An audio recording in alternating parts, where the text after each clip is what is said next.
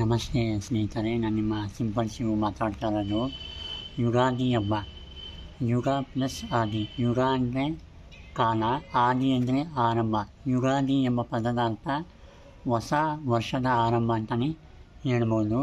ಇದರ ಜೊತೆಗೆ ಯುಗಾದಿ ಹಬ್ಬದ ವಿಶೇಷ ಅಂದರೆ ಶ್ರೀರಾಮಚಂದ್ರ ಪ್ರಭು ರಾವಣನ ಸಂಹಾರ ಮಾಡಿ ಅಯೋಧ್ಯೆಗೆ ಹೋಗಿ ಪಟ್ಟಾಭಿಷೇಕವಾದ ದಿನವನ್ನು ಯುಗಾದಿ ಹಬ್ಬದ ಆಚರಣೆ ಅಂತ ಕೂಡ ಹೇಳ್ತಾರೆ.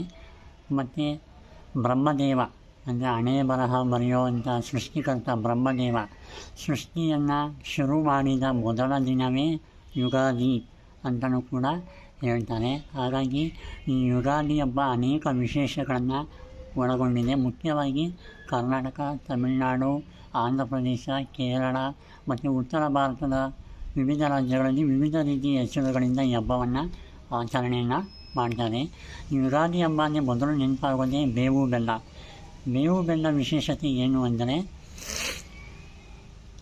ಮನುಷ್ಯನ ಜೀವನದಲ್ಲಿ ಕಷ್ಟ ಸುಖ ದುಃಖ, ನೋವು ನಲಿವು, ಸಿಹಿ ಕಹಿ ಎಲ್ಲವೂ ಕೂಡ ಸಮವಾಗಿ ಸ್ವೀಕಾರ ಮಾಡಬೇಕು.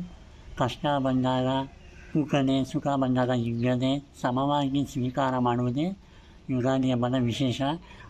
ಏನೇ ಬಂದರೂ ಎರಡನ್ನು ಸಮವಾಗಿ ಸ್ವೀಕಾರ ಮಾಡಿಕೊಂಡು ಜೀವನವನ್ನು ಸಾಗಿಸುವುದೇ ಯುಗಾದಿ ಹಬ್ಬದ ವಿಶೇಷ. ಸೊ ಯುಗಾದಿ ಹಬ್ಬ ಅಂದರೆ ನೆನಪಾಗೋದು ಬೇವು ಬೆಲ್ಲ, ಅದರ ಜೊತೆಗೆ ಒಬ್ಬಟ್ಟು ಊಟ. ಆನಂತರ ಯುಗಾದಿ ಹಬ್ಬದ ಆನಂತರ ಬರುವಂಥದ್ದೇ ವರ್ಷದೊಡಕು ಅಂದರೆ ನಾನ್ ವೆಜ್ ಊಟ ಅಂತಲೂ ಹೇಳ್ಬೋದು. ಹಾಗಾಗಿ ಈ ಯುಗಾದಿ ಹಬ್ಬ ಎಲ್ಲರಿಗೂ ಬೆಲ್ಲವನ್ನು ಜಾಸ್ತಿ ತರಲಿ ಅಂತ ಕೇಳ್ಕೊತೀನಿ, ಬೇವು ಕಮ್ಮಿ ತರಲಿ. ಯಾಕಂದರೆ ಬೇವು ಬೆಲ್ಲ ಅಂದರೆ ಸಿಹಿ ಕಹಿ. ಸೊ ನಾವು ಎರಡನ್ನೂ ಸಮವಾಗಿ ಸ್ವೀಕಾರವನ್ನು ಮಾಡೋಣ. ಎಲ್ಲರಿಗೂ ಈ ಪರಾಭವ ನಾಮ ಸಂವತ್ಸರ ಅಥವಾ ಯುಗಾದಿ ಹಬ್ಬ ಒಳ್ಳೆಯದನ್ನು ಮಾಡಲಿ ಅಂತ ನಾನು ಕೇಳ್ಕೊತೀನಿ. ಎಲ್ಲರಿಗೂ ಒಳ್ಳೆಯದಾಗಲಿ. ಜೈ ಹಿಂದ್, ಜೈ ಕರ್ನಾಟಕ ಮಾತೆ.